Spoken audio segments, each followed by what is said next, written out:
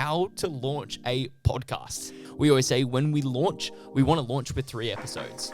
It gives people a bit of a taste. They get to choose what sort of topic really sparks. And if it's good and I'm intrigued or curious or I found it valuable, I want the next straight away. It's a Netflix culture. Easy to look at, the podcast charts and look at those big names on there. Majority of those big names on there already had a massive following before they launched that 100%. podcast. They just leveraged the millions of followers they already had. So they're already going to instantly get things. And that's okay because that works for them. And you got to work out what works in your area, what works in your niche. And by asking your audience questions, it seeds the podcast ahead of time. So they're already preempting the podcast. They've got expectation. They've got expectation. Yeah. And you get some amazing feedback from the people that you can put into the episodes as you record them. So they feel connected.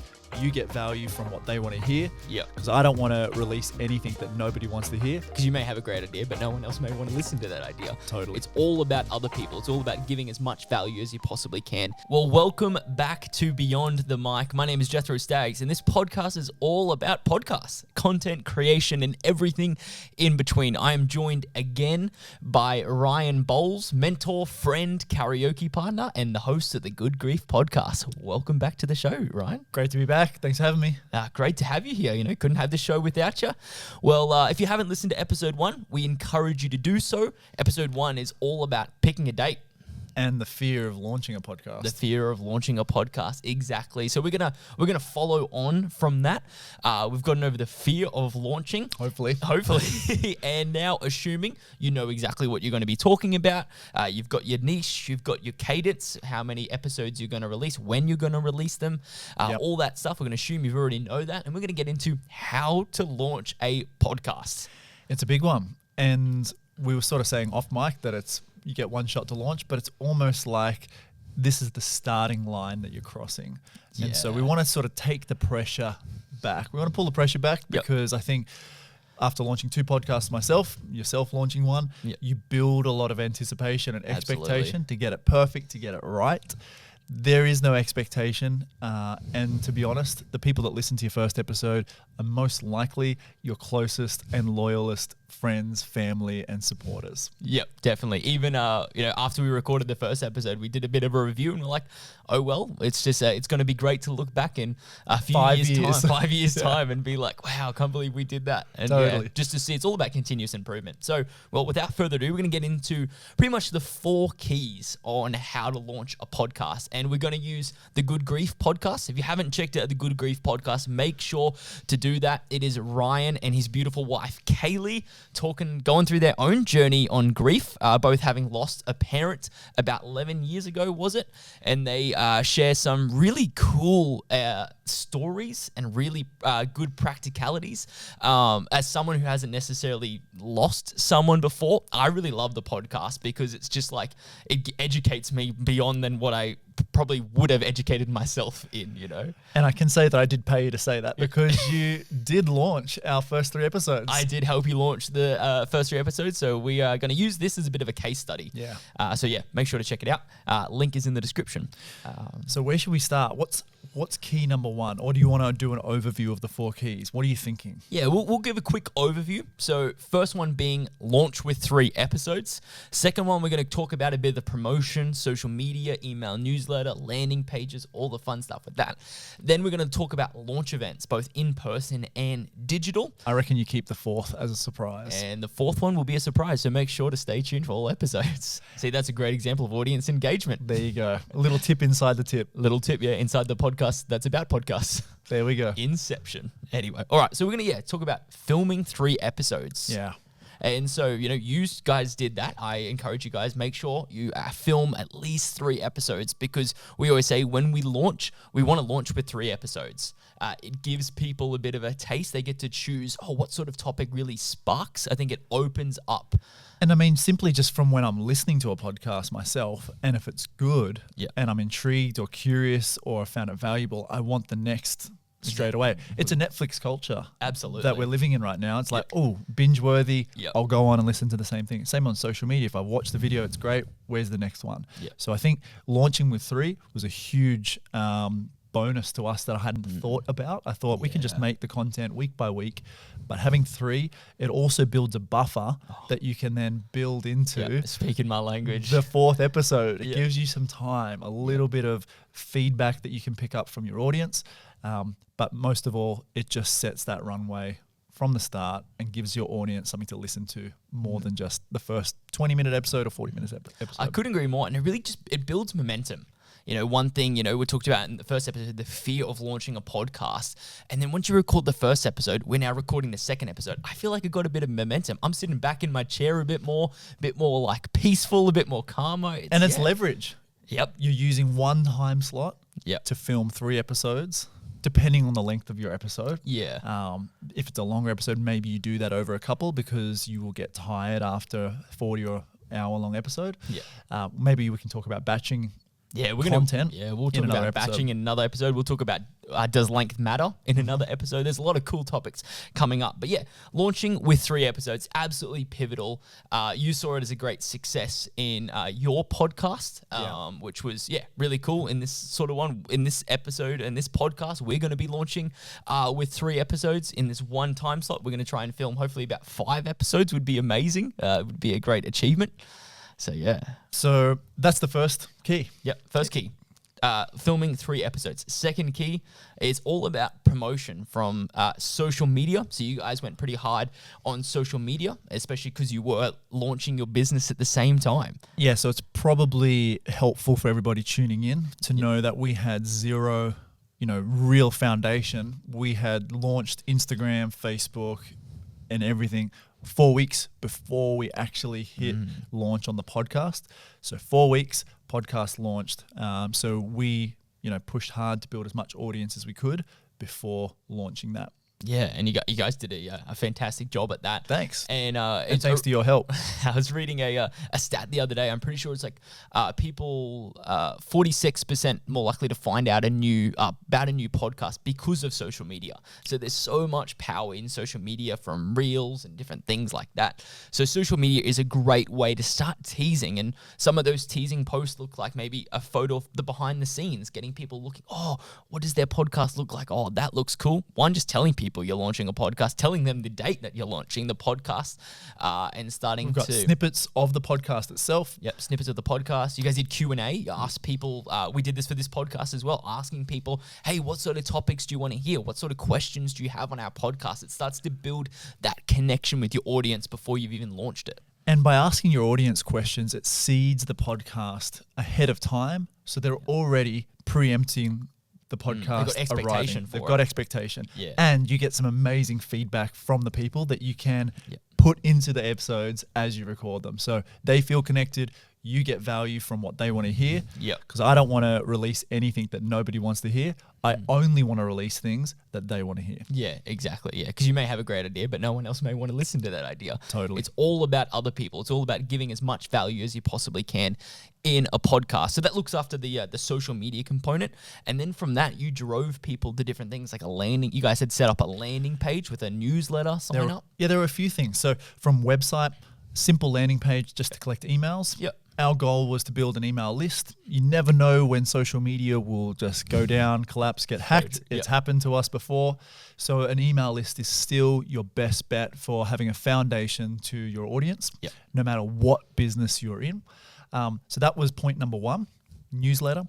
Point number 2 for us was a Facebook group as well. And then also making sure that everything for the podcast itself was ready to launch. So scheduling that through the various softwares that are out there. I'll let you handle those things. Yeah, all the platforms. That'll be another episode.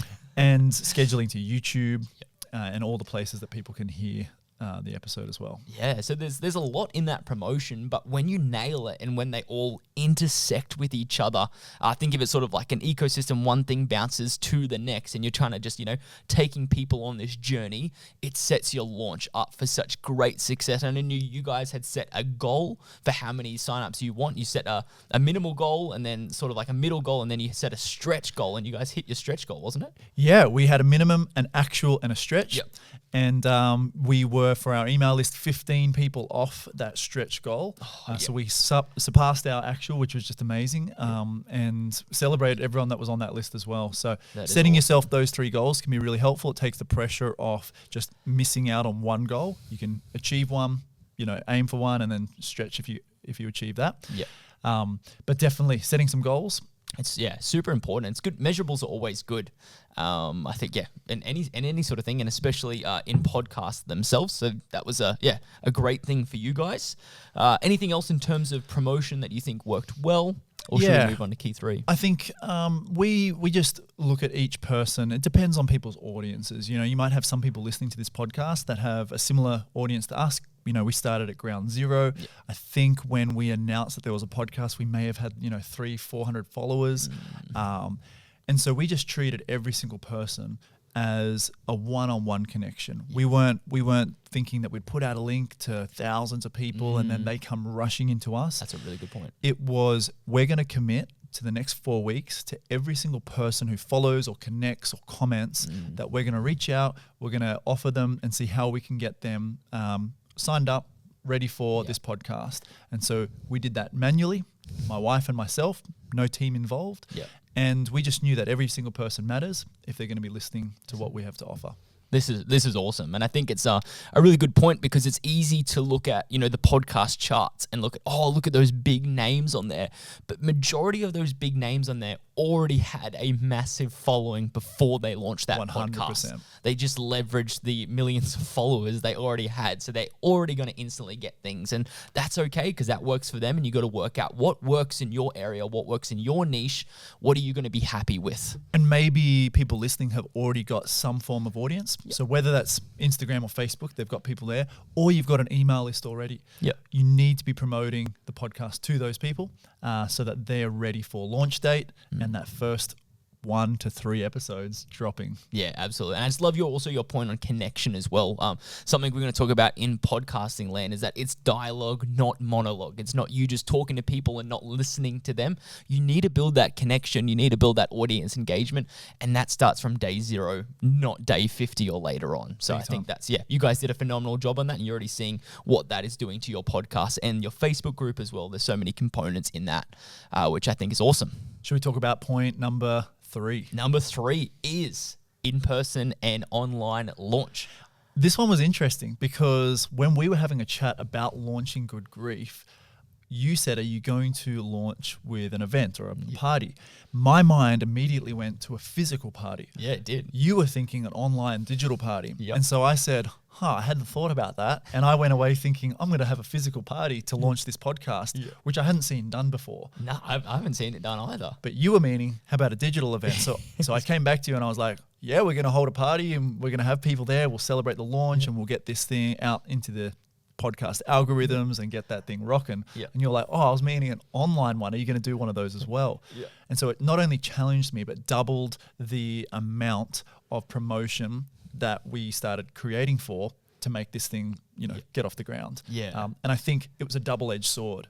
So both worked incredibly effective. So maybe we can crack those open and talk about them. Sure. I reckon we're starting with the in-person one. It's a bit of a unique one. You also you think about bands launching different albums. Some of them do listening parties, different things like that. It's the same with podcasting. And so you guys invited, it was a bit of a smaller one. You had about, 20 people there? But it was people that you would maybe classify as what I like to say brand warriors, people who would advocate for you, have a bit of a buy-in, not just random people that wouldn't connect with your podcast. You don't want to get random people. You want people that would actually listen to your podcast. It was essentially people that you'd invite to your wedding, if you think about it that way, friends and family. Yeah, friends and family. And so you guys did that. It was a fantastic time of being able to, really get people listening to the podcast while they're having fun activities. And I really liked it because it made the podcast real. It wasn't this far off thing that you just listened to. It just became a part of everyone's everyday life. And it was a lot of fun. I had a lot of fun. And we planned it as if we were holding a birthday party. So if you think about a birthday party, you've got food and drinks, you've got balloons and streamers. And so we had all of those things ready. And then when we invited people, it wasn't just like, hey, would you like to come to our podcast launch? Because honestly, that would I'd probably be like, that's boring. We're going to sit there and listen to a podcast. Yeah. That was not the aim at all. A couple of the elements that maybe listeners can take away were in the invite we put out. We said that there'd be prizes for turning up. There'd also be prizes for people that listened to the first episode that we gave them ahead of time before the launch. Yeah. And so that gave them a reason to listen in and try and pick up on some of the clues. Then throughout the party, we had sort of an introduction. We just welcomed, we shared what the podcast was about and our mission with it. We got back to partying. We had a quiz, which people could play using Kahoot. If you haven't used Kahoot, online Got to game. get on Kahoot. We gave away some of the prizes. And then we also enabled everyone to pull out the phone with them because the podcast had only launched a few hours earlier. And we encouraged them to hit play on the podcast and then rate. Now, the cool part about that and why it's just so beautiful is because we'd given them the podcast previously to listen to. So they were able to give a rating and a review. It's real reviews. That was real. And so on day one, our podcast, maybe you remember the numbers, we reached 20. Yeah, I think it's 20 or 25. Across Spotify and then others on Apple as well. We just lined up everybody's phone and we hit play, and it was a really cool moment. It was a really cool moment, and it built that social proof from day one as well, so that when other people started to engage with Ryan and Kelly's podcast that hadn't heard it before, they could go on, oh, look at this podcast, it's got 20, 25 reviews already. I want to listen to that one over Uncle Bob's one over here that doesn't have any reviews at all, or maybe one. So I think building that social proof from day one is such a valuable and important part of launching a podcast. So if you're going to launch one, really consider doing an in-person event. Doesn't have to be this big, crazy thing. It could be smaller, but key brand warriors, people advocating for you. If you're in business, maybe it's some clients, key people, business partners, mentors, whatever it is. I really encourage in-person event. And then it was followed on by an online event, which you did this week. Yeah, so we actually promoted the launch of the podcast for everybody that signed up on the newsletter or the podcast newsletter, that they would get a personal invite to something that we called a meet and grief. Such a great name. You might just call it a meet and greet for people in your audience that want to meet you. And this was a digital, it was a Zoom event. So we got to meet people face to face from all over the world. We had people in Costa Rica and America. It was just super cool.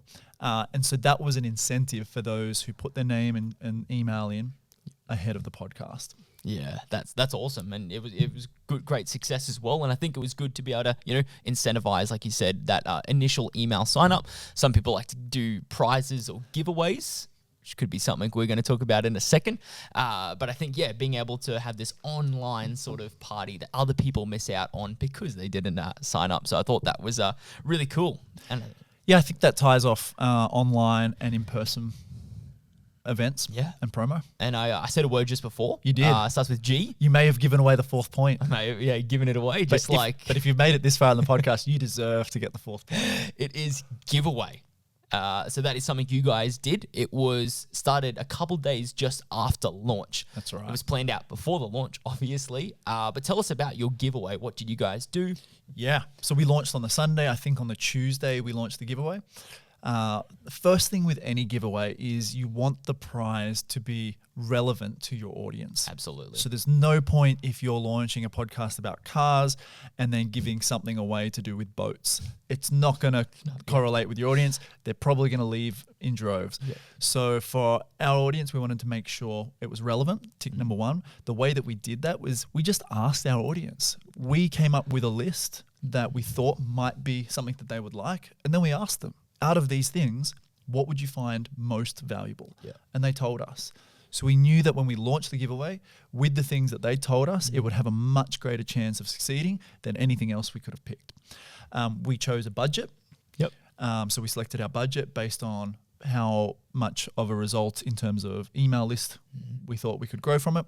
And we put that out via social media. And then the rules around the giveaway were pretty simple.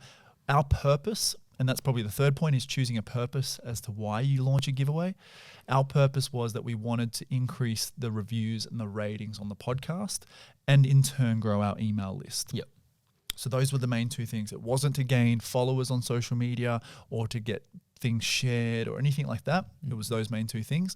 And so the rules were simple.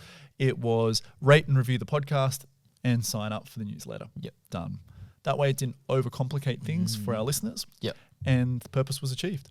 Awesome. I think there's a lot of good keys in what you did there. One, making sure that the giveaway was relevant to your niche and to your topic, getting the buy-in from the audience. We've talked about this a couple times on this episode already, but audience engagement, building that community, connecting with them. People matter. In podcasts, people matter. Yeah. They're not just a random name. You got to really think about them and think about what they want. And then you made it easy. And I remember even looking at your the sign-up form, the way it linked. Everything was like as smooth as possible, and it was simple. It was just, max 3 steps. I think you said you made that people do 2 things, and you would have seen a great actual average people actually following through on all those steps as well. Yeah.